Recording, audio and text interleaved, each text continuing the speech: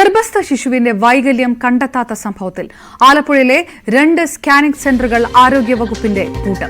2 സ്ഥാപനങ്ങളും സീൽ ചെയ്ത് ലൈസൻസ് റദ്ദു ചെയ്തു. സ്കാനിംഗിന്റെ റെക്കോർഡുകൾ സൂക്ഷിച്ചിട്ടില്ല എന്നാണ് കണ്ടെത്തൽ. ആരോഗ്യവകുപ്പ് മന്ത്രി വീണ ജോർജിന്റെ നിർദ്ദേശപ്രകാരം വിദഗ്ധ സംഘം നടന്ന പരിശോധനകൾക്കിടയിലാണ് കണ്ടെത്തൽ. റിപ്പോർട്ട് സമർപ്പിച്ച ശേഷം തുടർ നടപടികൾ ഉണ്ടാകും. ആലപ്പുഴയിൽ നിന്ന് ശരണ്യ സ്നേഹജൻ ചേരുന്നു. ശരണ്യ, കടുത്ത നടപടിയിലേക്ക് തന്നെ കടക്കണമെന്നുള്ള ആരോഗ്യവകുപ്പിന്റെ നിർദ്ദേശം 2 സ്കാനിംഗ് സെന്ററിലേക്ക് പൂട്ടിടുന്നതോടുകൂടി അവസാനിക്കുമോ? എന്തെല്ലാം കൂടുതൽ നടപടികൾ ഉണ്ടാകുമെന്നുള്ള സൂചനകളുണ്ട്?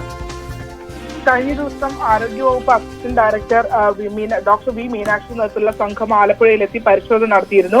ഇവര് ഈ കുട്ടിക്ക് അംഗവൈകല്യം ഉണ്ടായ സംഭവത്തിനകത്ത് സ്കാനിംഗ് നടത്തിയ സ്കാനിംഗ് സെന്ററുകൾ സ്വകാര്യ ലാബുകളിലും സ്കാനിംഗ് സെന്ററുകളിലും ആ പരിശോധന നീട്ടുകയും ചെയ്തിരുന്നു. തുടർന്ന് അവിടുത്തെ റേഡിയോളജിസ്റ്റുകളുടെ അടക്കം വിളിച്ചു വരുത്തി നടത്തിയ ചോദ്യം ചെയ്യലിൽ പല അവ്യക്തതകളുമാണ് ആരോഗ്യ വകുപ്പിന് ഉണ്ടായത്.